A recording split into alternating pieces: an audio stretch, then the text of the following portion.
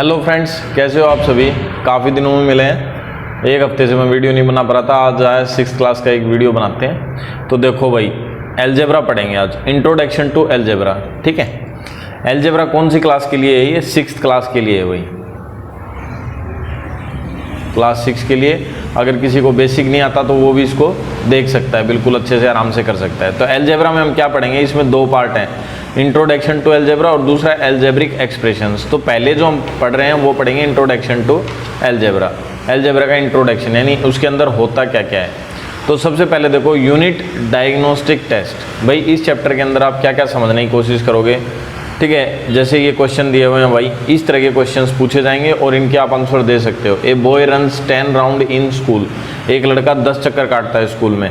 Play ground on the first day, पहले दिन। Each day after that he runs 2 round more. और हर रोज वो 2 राउंड और बढ़ा देता है। पहले वो 10 राउंड बनाता है और फिर हर रोज 2-2 राउंड बढ़ा देता है प्रीवियस डे से। How many rounds will he run on the 4th day. तो चौथे दिन वो कितने राउंड मारेगा, चौथे दिन कितने राउंड मारेगा। तो देखो, पहले दिन 10 हो गए, दूसरे दिन 2 हो गए। ठीक है, फिर वापस से 2 बढ़ा दो, ये तीसरा दिन है, और फिर ये चौथा दिन 2 बढ़ा दो। तो 2 2 4 और 2 6, 6 इसके अंदर ऐड कर दो, तो 10 + 6। ठीक है, तो कितने हो गए 16। इस तरीके के क्वेश्चंस को हम अलजेब्रा की सहायता से करेंगे। अलजेब्रा में कैसे किया जाता है, मतलब एक्स वाई जेड की वैल्यू लेकर के और इसको कैसे सोल्व किया जाता है, ये चीजें हम इस चैप्टर में समझने की कोशिश करेंगे। ठीक है, तो उससे पहले कुछ रिमेंबर्स थिंग्स बोल रहा है, कुछ समझने की चीजें। भाई इनकम क्या होता है? इनकम का मतलब होता है एक्सपेंडिचर, यानी जो खर्चा हो गया वो, और प्लस सेविंग्स, यानी जो हमारे पास बचा हुआ है। यानी आपने कितना कमाया, ये क्या निर्भर करता है, किस बातों के ऊपर। एक तो आपने कितना खर्चा किया, आप अपने पूरे महीने का खर्चा देख लो भाई। ठीक है, कोई साड़ियाँ लाता है, कोई कपड़े लाता है, कोई कुछ लाता है। ठीक है, और आदमी भी कुछ कुछ खरीदते हैं, कोई घूमने जाते हैं, तो वो सारा एक्सपेंडिचर हो गया। राशन लाते हैं, वो सारा एक्सपेंडिचर हो गया। एक्सपेंडिचर और सेविंग माने जो पैसे तुम्हारे पास बचाए हुए हैं। ठीक है, मान लो तुमने 10,000 कमाए और 10,000 में से तुमने खर्च कर दिए कितने, 8,000 रुपये। ठीक है, और 8,000 में से बच गए तुम्हारे पास 2,000 रुपये, 2,000 रुपीज़। ठीक है, तो ये तुम्हारी सेविंग्स होगी। फिर दूसरा बोल रहा है the sum of positive integer. अभी हमने इंटीजर पढ़ा था पिछले चैप्टर में। ठीक है, मैं फिर बता देता हूँ। जैसे ये एक नंबर लाइन है, ठीक है, ये 0 हो गया। इस साइड में पॉजिटिव नंबर होते हैं 1 2 3 4 5। ठीक है ना, 1 2 3 4 5, और चलते जाते हैं। और ऐसे इस साइड में -1 -2 -3 -4, ये चलते जाते हैं। तो ये तो हो गए नेगेटिव इंटीजर और ये हो गए हमारे पॉजिटिव इंटीजर। ठीक है, तो ये नेगेटिव और पॉजिटिव इंटीजर आपने पढ़े हैं। तो ये बोल रहा है the sum of positive integer is a positive integer, यानी अगर प्लस वाले नंबरों को हम जोड़ेंगे जिनमें प्लस है तो हमेशा प्लस का ही आएगा। इसी तरीके से the sum of negative integer is a negative integer, और अगर हम नेगेटिव इंटीजर को ऐड करेंगे तो नेगेटिव ही होगा। देखो जैसे -2 है और -2 के अंदर प्लस करोगे तुम -3, तो ये दोनों नेगेटिव है ना, और इनको प्लस कर रहे हो तो कितना आएगा, 5 आएगा और माइनस का ही आएगा। ठीक है, मतलब एक जैसे निशान होंगे तो हम उन्हें प्लस कर देंगे और निशान उसी का आएगा जो सिंबल में दिया हुआ है। जैसे यहाँ 3 के साथ माइनस दिया हुआ है, यहाँ 2 के साथ माइनस दिया हुआ है, तो 3 और 2 को दोनों को जोड़ेंगे तो 5 हो गया, और दोनों माइनस का निशान है तो यहाँ पे भी माइनस का आ गया। अगर दोनों प्लस के होते तो हम प्लस का लिख देते। इस तरीके से हमें ये यहाँ पे सोल्व करना है। ठीक है, फिर बोल रहा है parameter of a rectangle. Rectangle का जो पैरामीटर होता है वो is the sum of length of all the sides of a rectangle. ये समझ लो। देखो किसी भी चीज का पैरामीटर है, जैसे मान लो ये स्क्वायर है, इस स्क्वायर का पैरामीटर निकालना है आपको। पैरामीटर का क्या मतलब होता है, अगर तुम यहाँ पे हो तो यहाँ से इधर चले गए, फिर इधर आ गए, फिर इधर आ गए, फिर वापस इधर ही पहुँच गए। ठीक है, मान लो इधर 3 है तो ये भी 3 है, ये भी 3 है, ये भी 3 है, तो 3 मीटर, फिर 3 मीटर, फिर 3, फिर 3, यानी 3 4 जा 12, यानी 12 मीटर आपने क्या किया, चक्कर काटा, तो ये 12 मीटर इसका पेरीमीटर हो गया। ठीक है, इसका फॉर्मूला भी होता है, क्योंकि 4 साइड है तो 3 को 4 से मल्टीप्लाई कर दो, 3 4 जा 12। ठीक है, और साइड की जो वैल्यू होती है उसको हम a ले लेते हैं, और 4a स्क्वायर का पैरामीटर का फॉर्मूला हो जाता है। फिर इसी तरीके से रेक्टेंगल का देखो, रेक्टेंगल में ये लेंथ है और ये ब्रेथ है, तो दोनों लेंथ को जोड़ दो और दोनों ब्रेथ को जोड़ दो। लेंथ कितनी बार है, 2 बार, तो 2l। ब्रेथ कितनी बार है, 2 बार, तो 2b। 2 कॉमन ले लो, l + b। फॉर्मूला बन गया ना, यही पैरामीटर का होता है रेक्टेंगल का, 2 × l + b। समझ गए। तो पैरामीटर भी इसी तरीके से आप निकाल सकते हो। पैरामीटर का क्या मतलब होता है, किसी भी चीज को, चाहे ट्रायंगल हो चाहे सर्कल हो, उसके बाहर जो तुम चक्कर काटोगे ना तो वो कितनी डिस्टेंस बन जाती है, वही पैरामीटर होता है। ठीक है, जैसे देखो मैं सर्कल का बता देता हूं आपको। जैसे ये सर्कल है तो यहां से शुरू किया और तुम ये पूरा घूम के वापस इधर आ गए। ठीक है, इसमें रेक्टेंगल में इधर से शुरू किया, इधर से घूम के वापस इधर आ गए, तो टोटल कितना प्लस हो गया। इधर से जोड़ते चलो, पहले इसको जोड़ दो, फिर इसको, फिर इसको, फिर इसको। अगर तुम्हें फॉर्मूला नहीं पता किसी चीज का तो डायरेक्ट उसकी सारी साइड्स को जोड़ सकते हो। लेकिन ये इसका ये मतलब नहीं है कि आप फॉर्मूले याद नहीं करोगे, फॉर्मूले भी याद करने पड़ेंगे भाई, फॉर्मूले जरूरी होते हैं। ठीक है, ये तो एक आसान सा मेथड है, एग्जाम में अगर भूल गए तो सीधा कर सकते हो। फिर सेकंड का क्वेश्चन देखो क्या बोल रहा है, the cost of 7 notebooks of the same size. एक ही तरह की 7 नोटबुक की कॉस्ट कितनी है, 350 रुपये। If the cost of 1 book is x, अगर एक बुक की कॉस्ट x है तो find the value of x। तो देखो भाई, अब एक बुक की कॉस्ट है x रुपीज, टोटल कितने की आई, 350 रुपये की। ये सारी किताबें इतने रुपए की आई। ठीक है, और किताबें कितनी थी, 7। तो एक किताब का निकाल लो, वन नोटबुक का कितना हो गया, 350 डिवाइड बाई 7, यानी 50 रुपये हो गया। अब 7 x किताबों का निकालना में x का, तो एक किताब की कीमत है 50 रुपये, इसको x से मल्टीप्लाई कर दो, 50x हो गया। समझ गए, 50x क्या होगी, वैल्यू होगी उसकी नोटबुक की। इस तरीके से हम क्वेश्चंस निकाल देंगे। फिर और अगला देखो, अगले में बोल रहा है a rectangular field is of length and breadth B. Length तो l है और ब्रेथ कितनी दी हुई है b। What is the length of wall around the field. तो मतलब उस फील्ड के चारों तरफ जो दीवार है उस दीवार की लंबाई कितनी होगी। अब देखो ये मैं बना देता हूँ रेक्टेंगल इधर। ठीक है, ये रेक्टेंगल बना दी, इधर बना लेता हूँ थोड़ी सी। ये हमारी लेंथ और ये है हमारी ब्रेथ। ठीक है, तो बोल रहा है इसकी मतलब जो चारों तरफ दीवार बना रखी है, ये और ये। ठीक है, इस दीवार की दूरी कितनी है। तो अगर चलो हम यहाँ से शुरू कर देते हैं ना अपना, पहले इधर की, ये होगी l, फिर इधर ये होगी b, प्लस करता जाऊँ, फिर ये वापस से l आ गई। ठीक है, फिर प्लस कर देता हूँ l, और फिर ये वापस से b आ गई, फिर प्लस कर देता हूँ b। ठीक है, l कितनी बार है, 2 बार, तो मैं इसको 2l लिख देता हूँ। फिर b कितनी बार है, 2 बार, मैं इसको 2b लिख देता हूँ। ठीक है, इसमें से 2 कॉमन ले लिया, l प्लस b कर देते हैं। ये हो गया इसका पैरामीटर, यानी इसकी लेंथ हो गई दीवार की टोटल। समझ गए, इस तरीके से आपको क्वेश्चन करना है। फिर फोर्थ का देखो, ये बोल रहा है what is the area of rectangular field. Rectangular field का एरिया बताओ जिसकी लेंथ l है और ब्रेथ b है। तो देखो एरिया में निकाल देते हैं। एरिया क्या होता है, ये लेंथ है और ये ब्रेथ है, तो एरिया क्या होता है, length into breadth. Area of rectangle, या जो भी स्क्वायर फील्ड होती है ना जिसमें 90 डिग्री के एंगल हो चारों। ठीक है, जैसे स्क्वायर है या मान लो रेक्टेंगल है, तो रेक्टेंगल है तो लेंथ इनटू ब्रेथ, और स्क्वायर है मान लो तो जो साइड है, मान लो ये a इधर, ये इफ a इक्वल टू -7 और b equal to -8, write the expression in term of a and b which represent -15। अगर मान लो a की वैल्यू -7 दी है, b की -8 दी है, तो बोल रहा है इसको एक्सप्रेशन को a और b की टर्म में लिखो जो रिप्रेजेंट करता हो -15। तो आप लिख सकते हो भाई, इन दोनों को ऐड करोगे। ठीक है ना, तो आप इसको कैसे लिख सकते हो, a की वैल्यू है -7 और b की है -8, तो a plus b equal to -15 लिख सकते हो तुम। ठीक है ना, क्योंकि a की वैल्यू रखोगे -7 और b की रखोगे प्लस में -8, तो दोनों का ऐड करोगे तो -15 ही आएगा। ठीक है, तो इसको आप एल्जेब्रिक फॉर्म में ऐसे लिख सकते हो, a plus b equal to -15। समझ गए। नेक्स्ट देखो, नेक्स्ट में बोल रहा है रमेश सेव ₹12,000। रमेश ने 12,000 रुपये बचाए per month. If he monthly income is ₹p, अगर उसकी मंथली इनकम कितनी है, p रुपये है, एंड एक्सपेंडिचर इज ₹x, और खर्चा जो है वो x रुपीज़ का है, तो find the statement of x। तो x के बारे में बताओ आप। तो देखो सेव कितने की है, 12,000 रुपये, और इनकम कितनी है, p रुपीज़। देखो मान लो p रुपये कमाए और 12,000 उसने बचा लिए, सेव कर लिए। ठीक है, और x क्या था उसका, एक्सपेंडिचर, तो खर्चा कितना हुआ।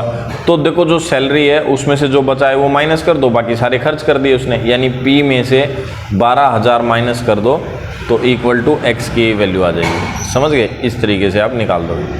पी तो उसका क्या हो गया, इनकम होगी, और 12,000 उसका सेविंग होगी, और बच गया वो सारा खर्चा हो गया। तो इस तरीके से आप निकाल सकते हो। ठीक है, तो ये तो थे आपके रिवीजन टाइप के क्वेश्चन। फिर आगे 7th का दे रखा है, if m is the negative integer, अगर m नेगेटिव इंटीजर और n negative integer, then the sum of m and n will be positive integer. तो दोनों अगर नेगेटिव हो, तो हमने अभी पहले पढ़ा था कि दोनों अगर माइनस के हो तो आंसर भी माइनस का आता है, तो इसका होगा फॉल्स। समझ गए? फिर 8th का बोल रहा है, find the formula for the following pattern. अब ये पैटर्न जो दिया हुआ है इसका फॉर्मूला बताओ। देखो पहले ये देखो, ये यहाँ से यहाँ तक, पहले स्क्वायर में कितनी तिलियाँ हैं, 4। ठीक है, फिर दूसरे में देखो कितनी है, 4 और 4 8। फिर तीसरे में कितनी है, 4 3 जा 12। ठीक है, और फिर चौथे में कितनी है, 4 4 जा 16। इस तरीके से, यानी 4 4 के डिफरेंस पे है। तो हम क्या कर सकते हैं, 4a कर सकते हैं, ये फॉर्मूला हो गया। अब मान लो आपको एक स्क्वायर बनाना है, तो a की वैल्यू 1 ले लो। 2 स्क्वायर बनाने हैं तो a की वैल्यू 2 ले लो।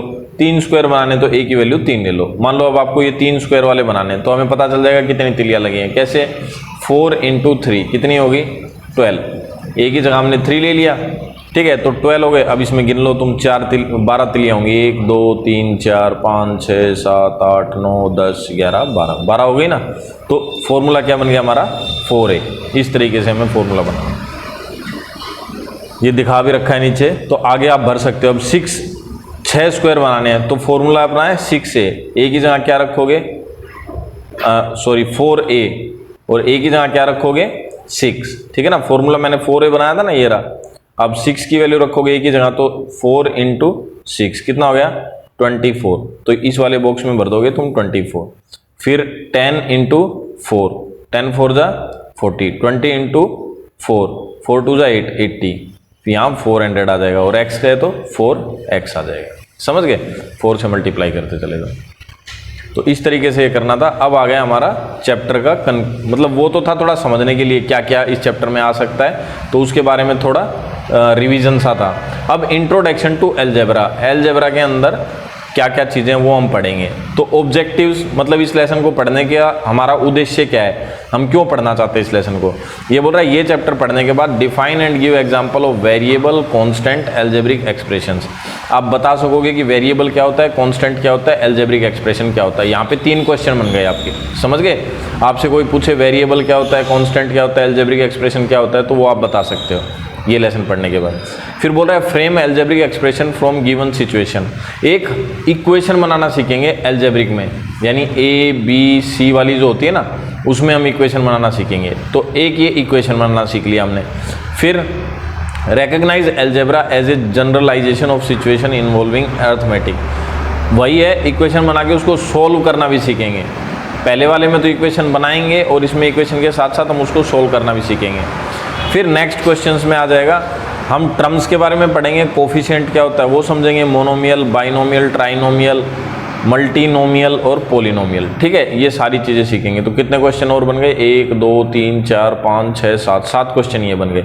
यानी थ्योरी के आपके 10-12 क्वेश्चन यहाँ पे बन रहे हैं, और आप 10-12 क्वेश्चंस ये पढ़ने के बाद आप इसके उत्तर दे सकते हो। ठीक है, तो इंट्रोडक्शन में क्या बोला, introduction to variables, let us fill up the empty boxes. अब ये जो खाली डब्बे हैं ना, इनको भरना है। यहाँ पे ये खाली है और +3, यानी किस नंबर के अंदर हम 3 जोड़ें कि क्या आ जाए, हमारा 7 आ जाए। तो देखो, मान लो यहाँ खाली जगह है और +3 करना है किसी नंबर में, और 7 आना चाहिए। अब 7 कैसे आए, हम ऐसे तो सीधा जोड़ लेंगे भाई, 3 के अंदर क्या जोड़े, 3 के बाद 4 5 6 7, तो 4 नंबर हो गए। ठीक है, इस तरीके से जोड़ सकते हैं। लेकिन एक सिस्टमेटिक मेथड अगर समझना चाहो तो क्या होगा, मान लो ये खाली जगह है, यहाँ मान लेते हैं हम x, और प्लस यहाँ पे मान लिया 3 इक्वल टू है 7। इस 3 को ले जाओ उधर, हमें x की वैल्यू निकालनी है, खाली जगह हमने x मान लिया, तो x को इधर रखो, और 7 और 3 उधर जाएगा तो हो जाएगा माइनस का। 7 में से 3 गए, कितने बच गए, 4। तो x की वैल्यू आ गई हमारी 4। ये होता है सही तरीका निकालने का। अब देखो, इसके लिए हमें कुछ रूल्स समझने पड़ेंगे। देखो, जैसे मैंने बताया तुम्हें, x ले लेंगे हम खाली जगह पे, x + 3 करेंगे तो 7 आएगा। अब देखो हम 3 को इधर लेके गए थे, जब हम किसी भी नंबर को उधर लेके जाते हैं इक्वल से इस साइड, अगर मान लो जैसे इधर माइनस का 3 था तो उधर जाके वो प्लस का 3 हो जाएगा इक्वल से, ठीक है। इसी तरीके से अगर प्लस का 3 होता तो उधर जाके हो जाता माइनस का 3। नंबर के साथ जो जो सिंबल लगा होता है वो उधर जाकर चेंज हो जाता है, यानी माइनस है उधर जाके प्लस हो गया, इधर प्लस है उधर जाके माइनस हो गया। मल्टीप्लाई में होता तो उधर जाके डिवाइड हो जाता, और इधर डिवाइड में होता तो उधर जाके मल्टीप्लाई में हो जाता। तो ये रूल्स आपको याद रखने हैं, इससे आपको सारे क्वेश्चंस आ जाएंगे। ये था पहला। फिर दूसरा बोल रहा है, ये रहा 3 के अंदर क्या प्लस करें कि 8 आ जाए, वैसे ही हो गया 3 और प्लस मैंने बताया क्या प्लस करें इक्वल टू क्या आ जाए 8। वैसे ही हम यहाँ पे अगर खाली जगह को x मान लेते हैं सोल्व करने के लिए, तो x को मैं इधर रखता हूँ, 3 को फिर उधर ले जाता हूँ, तो x अब 8 और 3 उधर जाएगा तो मैंने अभी बताया था माइनस का 3 हो जाएगा। ये जरूरी नहीं है कि 3 माइनस का हो, कोई भी नंबर हो उसको इधर ले जाते हैं तो हम वो माइनस का हो जाएगा। ये x एल्जेब्रिक वैल्यू है तो x को ले जाएंगे तो x भी माइनस का हो जाएगा। तो 8 में से 3 गए, कितने बचे 5 उधर जाने के बाद, यानी हम इसके अंदर यहाँ पे 5 जोड़ेंगे तो हमारा सॉल्यूशन आ जाएगा। यानी x की वैल्यू क्या हो गई 5, यानी खाली जगह पे क्या आएगा 5। इस तरीके से इसको समझना है, ठीक है। फिर एक और क्वेश्चन दे दिया, ये तो सीधा है, 8 और 3 जोड़ोगे तो क्या होगा, ये तो सीधा प्लस करना है, 8 और 3 11, तो यहाँ पे 11 आएगा, लिख देंगे हम, समझ गए।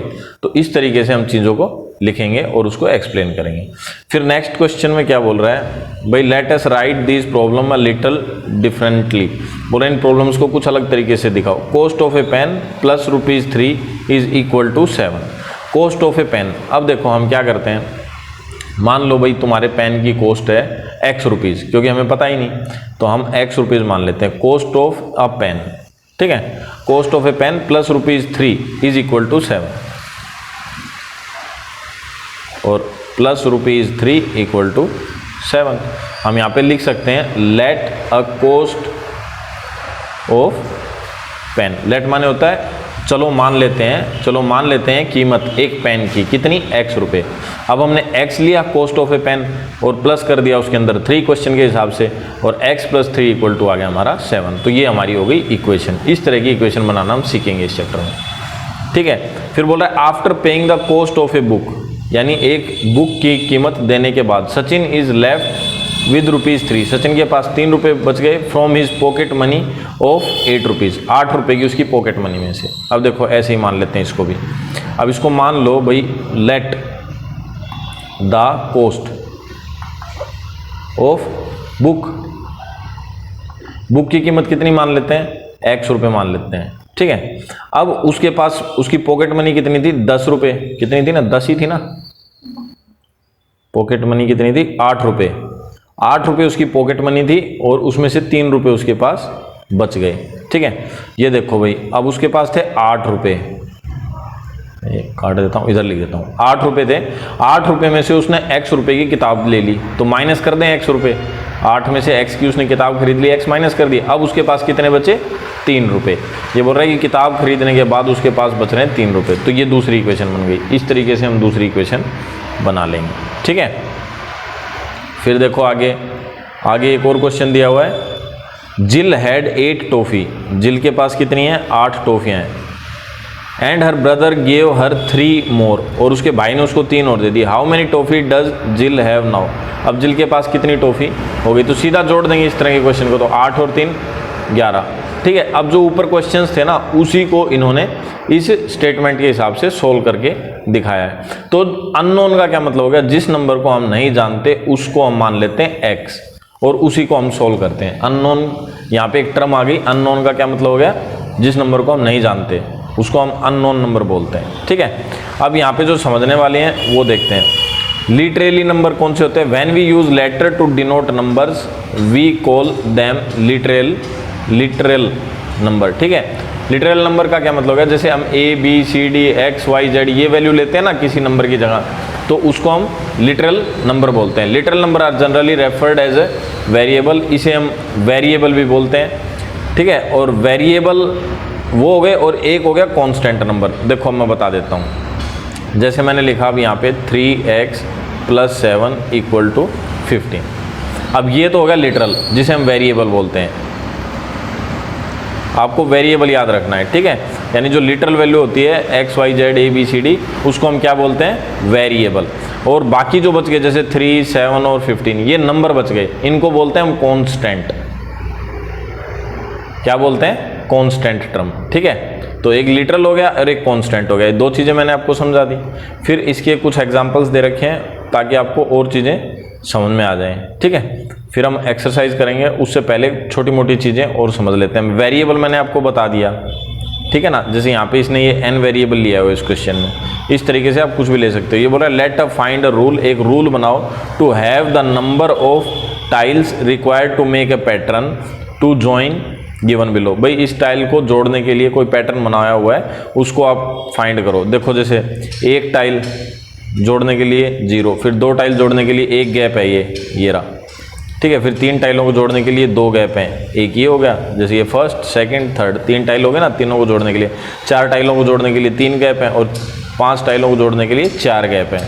ठीक है, तो एक एक नंबर कम है, जितनी टाइलें हैं उससे एक नंबर कम है, तो 100 टाइल जोड़ने के लिए एक कम है यानी 99, और x टाइल जोड़ने के लिए x में से एक माइनस कर दिया, एक कम है। तो इस तरीके से आप एक फॉर्मूला बन गया, यानी x और x माइनस 1। ठीक है, फिर generating algebraic expression, generating algebraic expression कैसे जनरेट की जाती है उसके बारे में समझ लो। ये जो भी हम बना रहे हैं ना, इनको एक्सप्रेशंस ही बोलते हैं, ये सारी एल्जेब्रिक एक्सप्रेशन है। ठीक है, अब इसके अंदर कुछ अलग अलग चीज़ें होती हैं। सबसे पहले आती है टर्म्स, जैसे ये लिख दिया x + 2, तो इसमें 2 टर्म हो गई, एक x और एक 2। ठीक है, मैं यहाँ पे लिख देता हूँ 3x - 12, तो ये एक टर्म हो गई, ये दूसरी टर्म हो गई, ये 2 टर्म हो गई, समझ गए। 3x एक टर्म हो गई और 12 माइनस का 12 एक टर्म हो गई, इनको टर्म्स बोलते हैं। कोफिशिएंट जो इनके साथ मल्टीप्लाई में हो, x के साथ मल्टीप्लाई क्या है 3, तो 3 कोफिशिएंट हो गया। ये देखो यहाँ पे ये 3 है ना, x के साथ मल्टीप्लाई है, तो ये इसका कोफिशिएंट हो गया। ठीक है, कोफिशिएंट ऑफ एल्जेब्रिक टर्म्स, ये आगे सारे, यहाँ पे 4 है, 4 इसका कोफिशिएंट हो गया। तो इस तरीके से हमें चीज़ें समझनी है। तो आप टर्म्स और कोफिशिएंट समझ गए। अब है हमारा रिमेंबर। रिमेंबर में बोल रहा है a symbol that has a fixed numerical value is called a constant, यानी कोई भी ऐसा निशान जिसकी फिक्स वैल्यू होती है उसको हम कांस्टेंट टर्म बोलते हैं। A symbol that does not have a fix value, अगर किसी भी सिंबल की, किसी निशान की, जैसे मान लो x है और वो x की कोई फिक्स वैल्यू नहीं है, अलग अलग चेंज हो रही है, तो उसको हम बोलते हैं वेरिएबल। वेरिएबल मतलब चेंज होना और कांस्टेंट मतलब फिक्स होना, यही 2 चीज इसमें समझने की है। ये बोला right the variable coefficient and constant coefficient in the term 7p। ठीक है, ये बोल रहा है कोई भी वेरिएबल लिखो और कोफिशिएंट लिखो इस कांस्टेंट टर्म का, तो इसका वेरिएबल तो जो है वो p है और कोफिशिएंट क्या है 7। समझ गए। Right the terms in the expression, इसमें कोई इस एक्सप्रेशन की टर्म लिखो, तो इसमें 2 टर्म है, एक 2x और एक 3, एक टर्म ये है और एक ये है। आगे समझ में, इस तरीके से हम क्वेश्चंस को सॉल्व करेंगे। तो दोस्तों वीडियो कैसा लगा जरूर कमेंट करके बताना, और इसका अगला पार्ट यानी एक्सरसाइज 8A ये देखने के लिए दूसरे वीडियो को क्लिक करना। अभी ये वीडियो बनाया हमने, जल्दी दूसरा वीडियो लेके आते हैं। थैंक यू फ्रेंड्स, मिलते हैं नेक्स्ट वीडियो में।